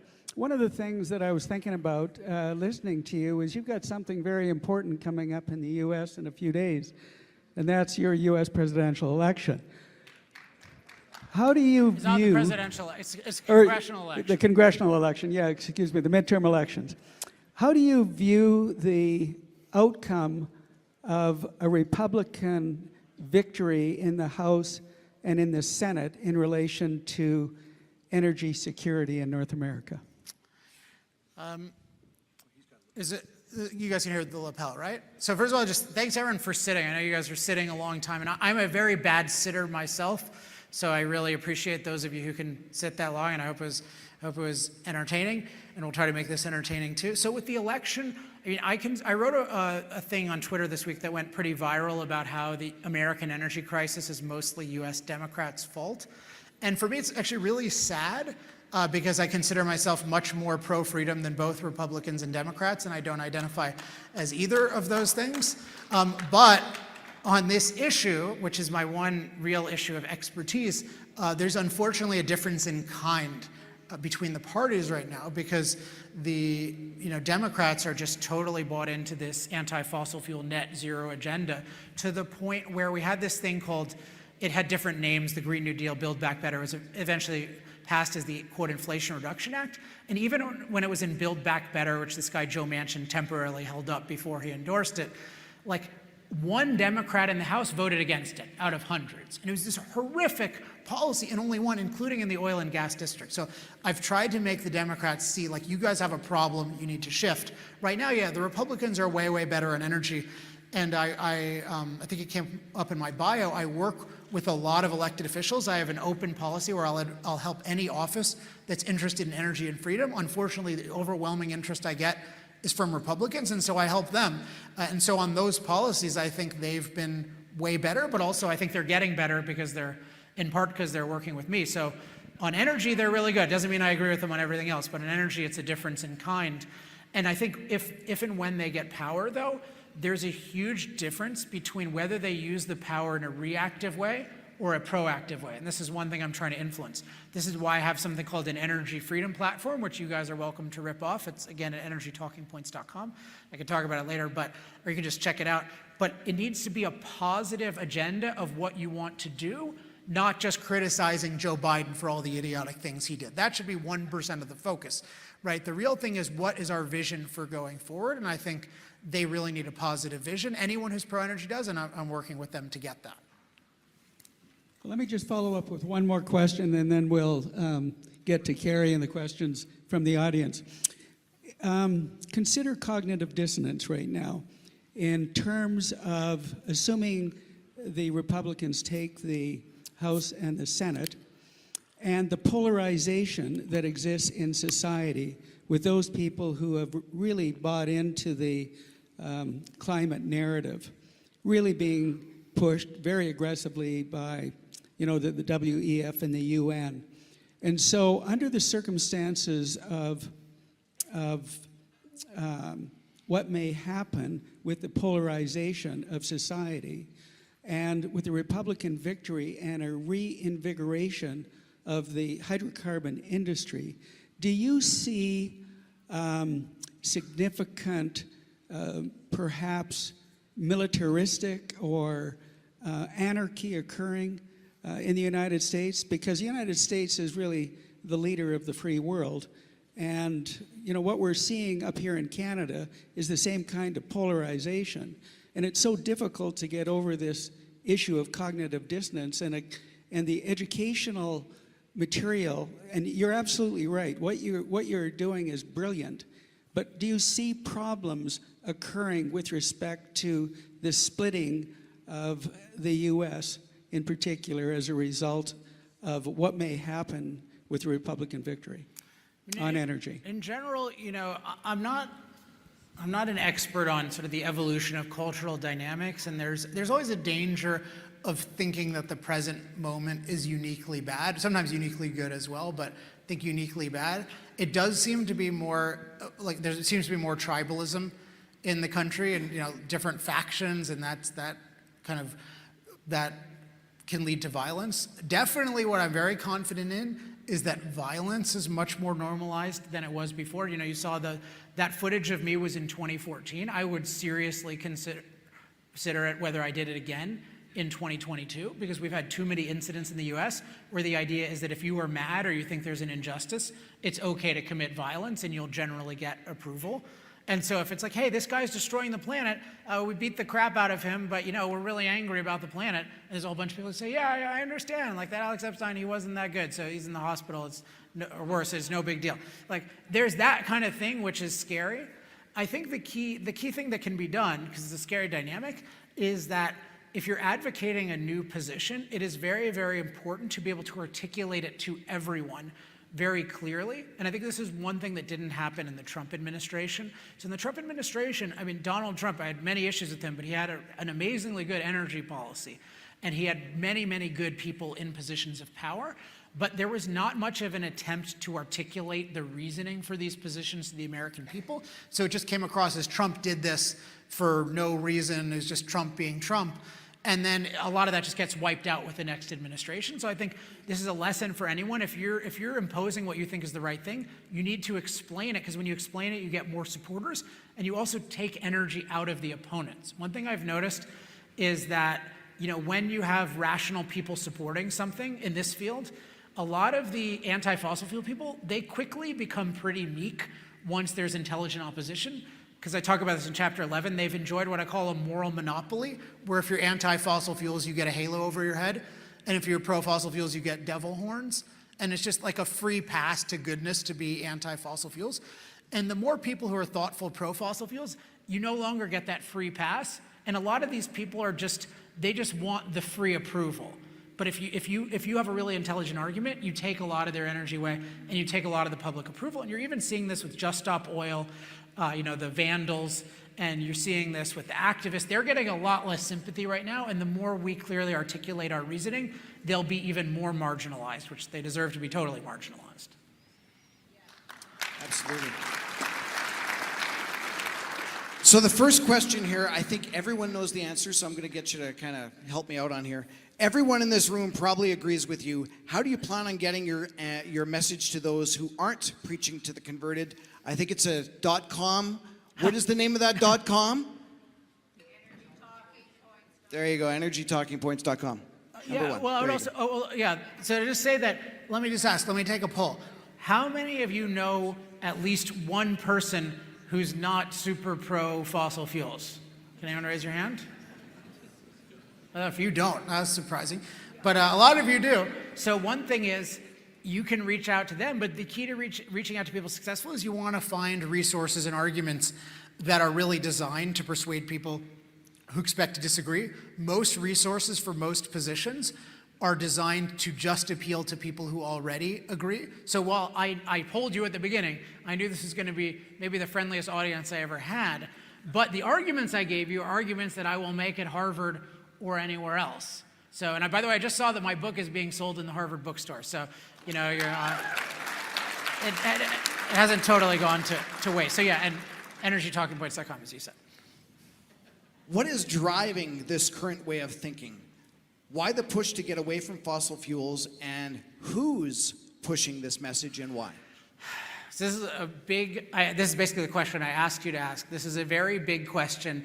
It is answered very thoroughly in chapter 3 of Fossil Future. So, and also on energytalkingpoints.com, if there's a summary of Fossil Future, and I have a decent answer there, but I'll just give you an indication. So when you ask who, I actually am of the view that it's more that there are ideas running the society than there are people running the society. I think mostly the people running things are not like leaders of a conspiracy.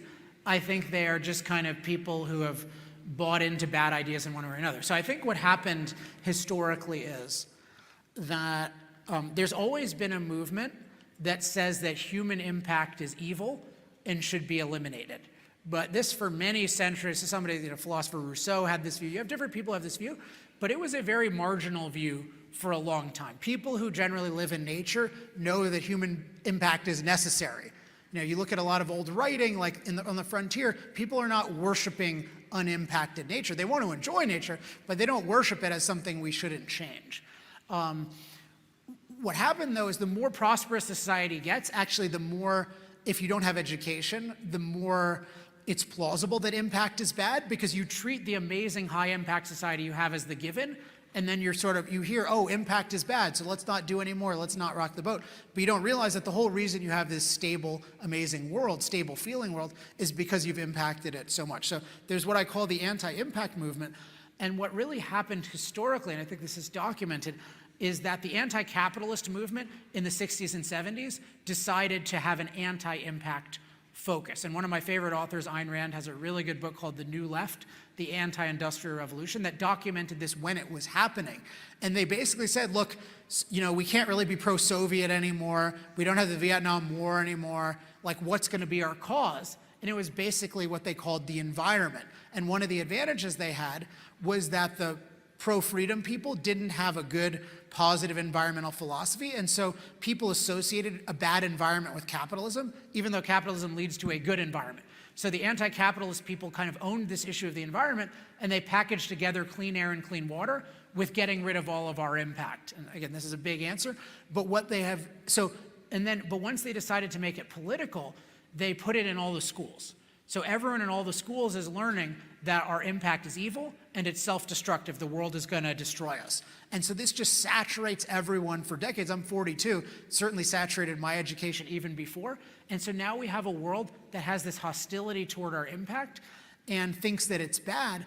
And then what happens is we tend to pick the things that have the biggest impact, and fossil fuels, in a sense, have the biggest impact, and the people who are against impact and against capitalism have focused their efforts on fossil fuels.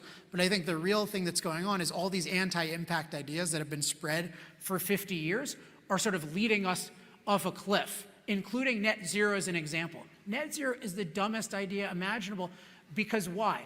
Don't clap yet. Let me explain. We are making our goal as a society to eliminate CO2 emissions at all costs. How does that make any sense? Does the UN have all these companies have net zero goals? Do they have energy abundance goals? Do they have freedom goals? Do they have prosperity goals? No, no, and no. Their number one goal of all the companies, all the institutions, all the governments that everyone agrees on as the top goal of civilization is don't impact climate by the year 2050. This is a pure example of anti-human impact thinking, that you think humans are evil and we shouldn't impact nature and you're focused on this. We should be thinking about advancing human flourishing as much by 2050 through freedom and through fossil fuels. So this anti-human thinking about the world has just saturated so much. The good thing, though, is it's pretty easy to replace, because once you point out a pro-human way of thinking about the world and that this is anti-human, most people, when it comes down to it, are pro-human. So that's the long answer, but it's an even longer issue. Awesome. Well, we got rid of a few of these questions. Okay, I'll go. So These will be quick. awesome. Don't ask such good questions. Why are oil and gas companies not speaking out against net zero? What are they afraid of? That was a question from one of you out That's there. a good question. Well, so, I mean, the proximate thing they're afraid of is ESG, right? Because the ESG was this genius move by the anti-fossil fuel movement to impose policies that voters would never agree with via status-seeking corporations. And it was a masterstroke. I have to give them a lot of strategic credit, because voters didn't want net zero, but they could get not only Nike to do it, but Shell to say we should be net zero. They could get the oil companies to say net zero. So it was really, and what happens is then you get it, once that saturated the investment world, a lot of companies feel like, understandably, like we can't raise money unless we're saying net zero. I think by far the better approach would have been to say, hey, look, if we care about emissions, it's like we believe that the only way to lower global emissions is to do so through making low carbon energy cost competitive. It does nothing to ruin Canada or ruin America when everyone else is going to be emitting CO2. So you could make that argument, but making a net zero commitment was very strategically bad, and it was very dishonest. Because nobody is going to be, I'll challenge anyone on this, nobody is going to be truly net zero anytime soon. If you want to talk in a scalable way. Yeah, a rich company like Salesforce can buy up a bunch of mangroves and claim that they bring in CO2, but there aren't enough mangroves or trees in the world to absorb the CO2. So these offset schemes are just doing non-scalable things. You're basically hoarding a limited supply of offsets and then putting a halo over your head.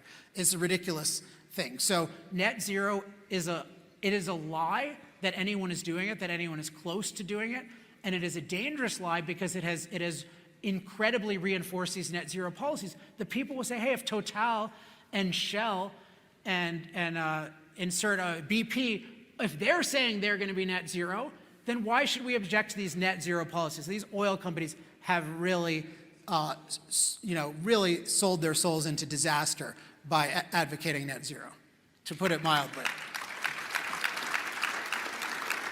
So just to follow up on that, Alex, it seems that some of the major corporations, the board of directors, are starting to push back on this ESG nonsense. Well, a good thing is that there's getting to be a response, and to use my usual thing, energytalkingpoints.com, if you look up ESG, I have a positive alternative to ESG, which I call long-term value creation. There's also another positive alternative called excellence capitalism by a really interesting guy named Vivek Ramaswamy, who's done some really good work, and they have this new fund that's for excellence versus ESG. So there is a lot of pushback, and I think the thing that's happened is, in 2020, ESG was peaking, early 2020, because oil was crashing. And so the ESG people could say, not only are we moral, but we make more money. They're like, oh, it's a better ROI. No, it was one moment in time when oil stocks weren't doing well. Now they're getting killed because oil stocks are doing so well, and Larry Fink and company are now going to Texas and begging, like, hey, don't stop buying our stuff, and et cetera, et cetera. So because there's a financial swing, people are now open to it, and also people realize, hey, this energy crisis is being caused by ESG. Elon Musk, who's a good bellwether of kind of popular opinion and coolness, he's now against ESG. So there's a good sign, but we just got to eradicate this thing. And again, there's a positive alternative, long-term value creation. But the idea of every business should follow standards set by the anti-capitalist UN, that idea should be purged. Peacefully, I should say. Purged intellectually, just so I don't get quoted out of context. So next question, how do we influence Canadian oil and gas companies when many are over 100% foreign owned? And then a second part, what do you think is the key to flipping the oil and gas narrative from shame to energy pride? The shame is good. One thing I learned in Canada in particular, but I learned it with the US too, is, do you know that the number one trigger word for executives, the number one word they would say that clearly evoked negative emotion was apologize? Like, again, we got to stop apologizing. And I just realized, sorry. It's all sorry. Right, but not even in that cliche Canadian way, but just the broader apology. Maybe they're related, but this industry feeling like it's apologizing for its existence. So I really do think the key is the moral clarity that I've laid out tonight, and using these arguments, really using this case for a fossil future, because when it comes down to it, if you have enough moral clarity, you will not do the things that they're doing. And I think the best thing to do is, look, they have a hard job. It's not like, I don't want to just beat on them and act like it's an easy job. It's a hard job, as I said. These are companies that are not experts in persuasion, so what they tend to do is just do what will be liked. They tend to hire PR people, who are from Edelman or some other place that's mainstream. And the thing I say to them is, like, your PR person, often, they're not even convinced that what you do is good. So how are they going to convince somebody else? So I would say, instead of hiring those people, go to a free website called energytalkingpoints.com, because I don't do consulting in this field anymore.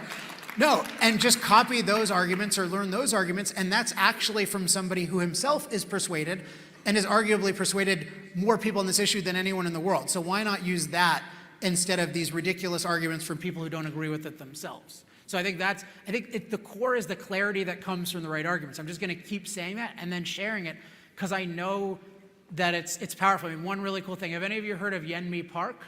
Anyone in this room heard of her? Is amazing woman who came from North Korea and has this amazing story. I'd highly recommend watching her TED Talk. An hour before this, I just opened up and I was curious what was happening on Twitter, and she just posted the moral case for fossil fuels and fossil future, and was like, the world needs this more than ever. Somebody shared my message with Yenmi Park, and who knows how many pro-freedom people are going to learn about it because of that. So sharing really good arguments is so powerful. Don't ever believe that it doesn't make a difference. Next question. Why the obsession with wind and solar, given they also have many negative side effects and are expensive?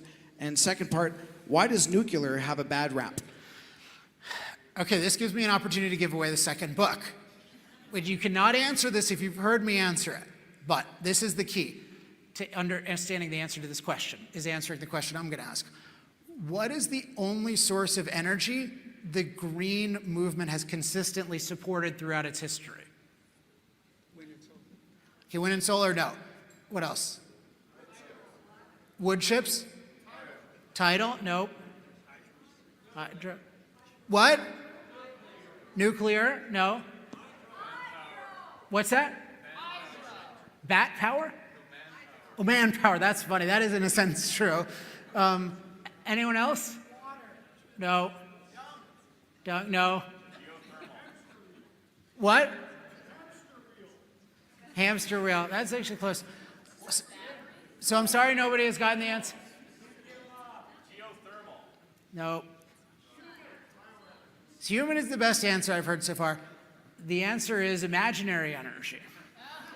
No, I mean this literally. Because if you look at the history of the green movement, it is one instance after another of enthusiastically supporting energy that is not viable and then opposing it once it is viable. So there was support of nuclear until nuclear became practical. There was support of natural gas until that became scalable. Then it became called fracking. There was support of hydro, opposition to hydro. So why does the green movement only support imaginary energy? Because green is essentially anti-energy. Green means minimal or no impact. But the very nature of energy is it is literally work, force times distance, the capacity to do work. That literally means impacting nature. The more energy we use, the more we impact nature. So if you're against impacting nature, you will be against energy. They claim to be only against the side effects of energy, but actually they're at the core against the benefits of energy, because the benefits of energy allow humans to proliferate and prosper. And if you believe in getting rid of human impact, you do not want human beings to proliferate and prosper. Just like if somebody said to you, hey, I want to eliminate bear impact, you'd know that they want to kill the bears. And the same thing is true if you say, I want to eliminate human impact. So the reason that they support solar and wind is because they don't work.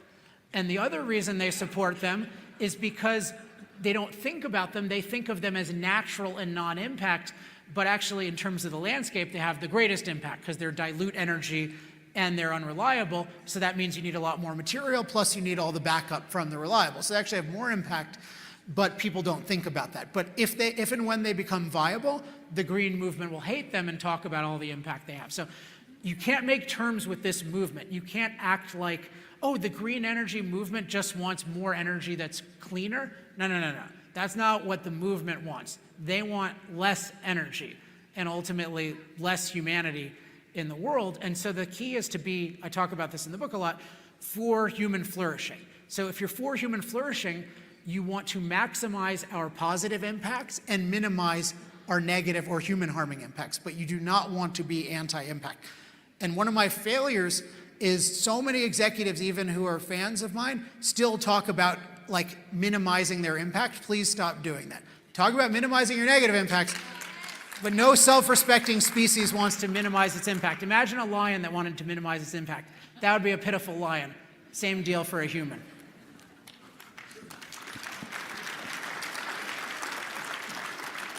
Why are the Democrats so set on canceling projects like Keystone XL?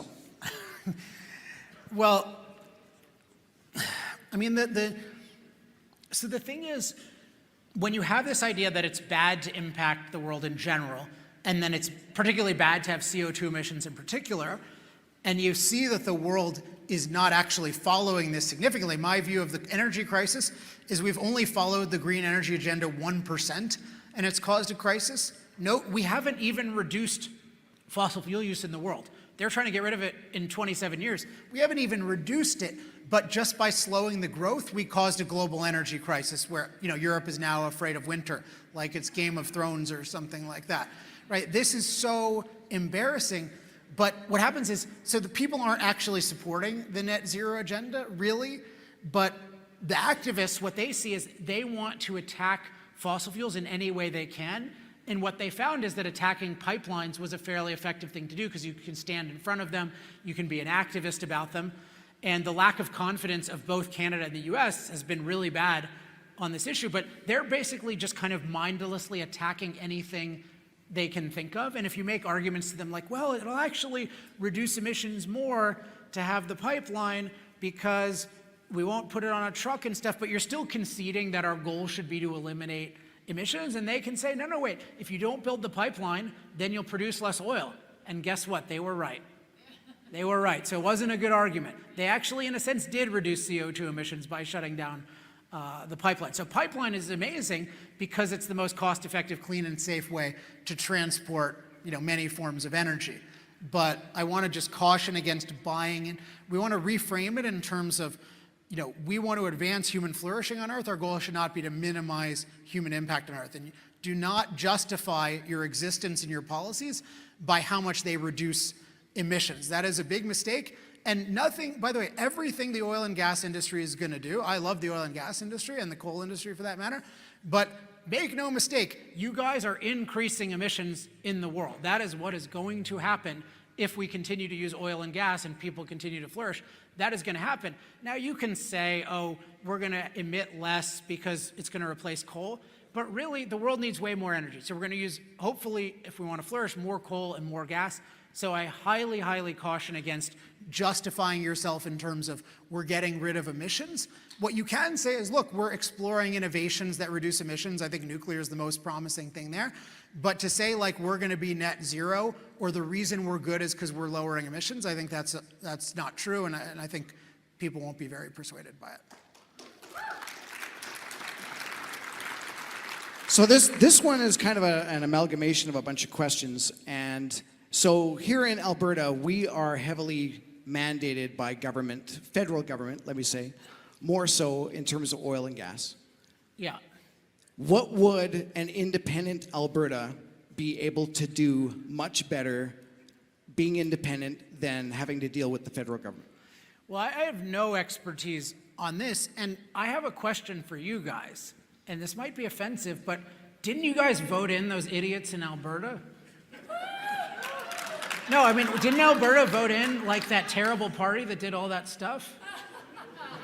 No, I'm curious. So Alex, Mahatma Gandhi once said, if you elect a fool as your leader, then you are well represented. So there were some people who foolishly did that. Yeah, so I think the key is and so I'm not at all an expert in Canadian politics and don't have strong positions here. I mean, I'm very sympathetic to the Canadian government is, at the moment at least, absolutely horrific and tyrannical in many ways, and including in energy. And what they are mandating is absolutely suicidal and incredible that it can continue in a global energy crisis where we're seeing exactly the consequences of this. So I think people should do whatever they can to try to overcome this. But I do think that, let's just say, even in Alberta, you really need and I think you guys recognize this, you really need the educational effort. It's certainly not just the people within these borders are automatically going to make amazing energy decisions. That doesn't seem to have been borne out by reality, although on average, they're probably going to make a lot better energy decisions than Canada as a whole, I would guess. Can you please come to Canada more frequently to do cross-country speaking tours, especially in central Canada?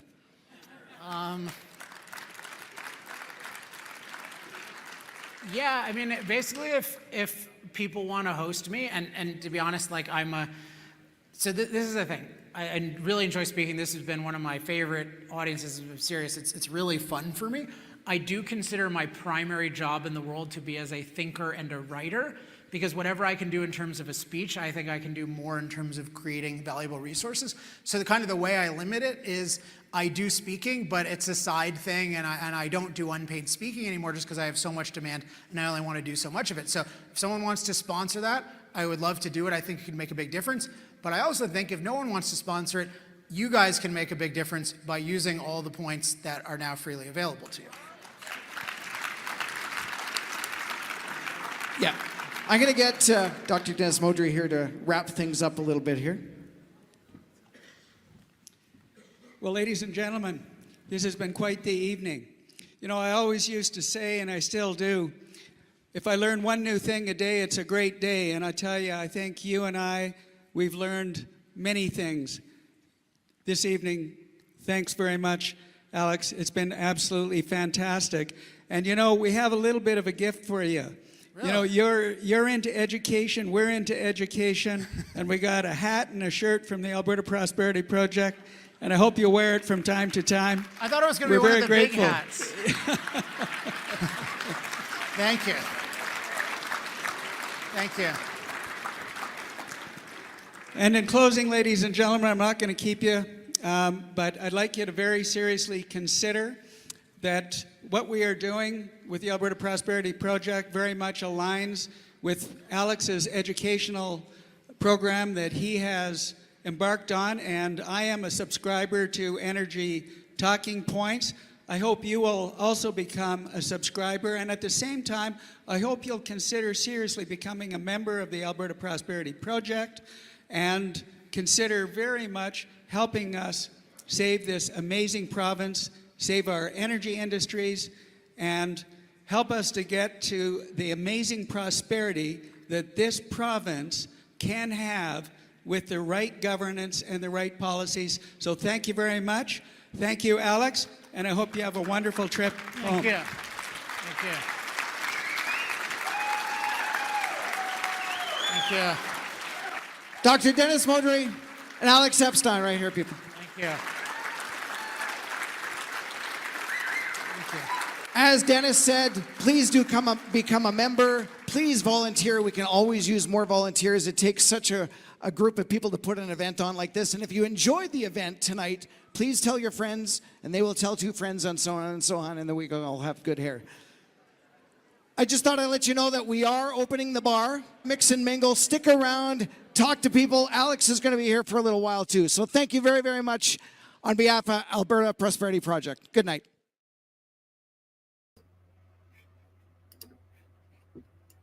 Well, I hope everyone enjoyed that. It was the second time I actually watched that, and it's still amazing the amount of knowledge and breadth that Alex Epstein has, and the way he's able to convey that so good. One of the things I did want to mention is that was an event that we did last October, and we have so many other events that we want to do this coming 2024.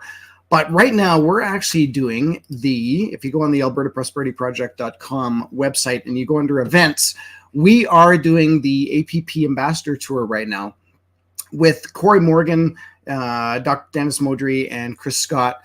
And if you actually scroll through the dates here, so I'm just scrolling through right now, and it looks like the next one will be the weekend of November 10th, and that's going to be in Calgary at the Marty Loop Community Hall. And then on the 12th in Redcliffe, which is basically just outside of Medicine Hat. And then down here we got the 17th, which is in Red Deer. And 18th is in Bingley, which is basically Rocky Mountain House. And then on the 19th, Sherwood Park, which you can say Edmonton, although I think people in Sherwood Park don't say that they're from Edmonton, from what my understanding is. But either way, if it's something that you guys want to go to, those are events that are listed right now. I don't know if we'll have events after that, just because of the coming into December and people have parties and they get together for the Christmas season, but then we'll be starting back up again in January and in February. So those are events, and of course, we can always use volunteers for that. But I did want to get back to a few of these the questions and comments that had come up about this particular presentation. Again, this was at the Westin in Calgary last October. There was about 500 people there. It was a great mix and mingle event. So what you saw was, again, just a small portion. We had a couple of speakers before that. I know we had Dr. Dennis Modry speaking. We had Michael Binion speaking, who is also a big energy guy. And then we had a couple of other people. And it was just a great entire evening to be at. So if an opportunity comes up like that, I will say to you, try and snap up tickets for that, because it's so good. It was so good. Couple of the comments that did come up, which I thought, the reason I wanted to present this again is because we do have so many good webinars. We do have so many good speakers who are speaking on behalf of the Alberta Prosperity Project. And Sandra says, that was freaking awesome. Dang, I have a lot to learn, but it's apparent many others in the same camp with me. I hope everyone feels it's important to extend their knowledge base and uses this site to do just that. And of course, this site that we're talking about, everybody knows? Yes, it is energytalkingpoints.com. So the last time I was on here was probably a few months ago, and there's always more stuff that he adds. And I didn't realize that he had actually put in a couple of things. He spoke at, I know he spoke at a congressional hearing sometime in September. I think it's in here somewhere.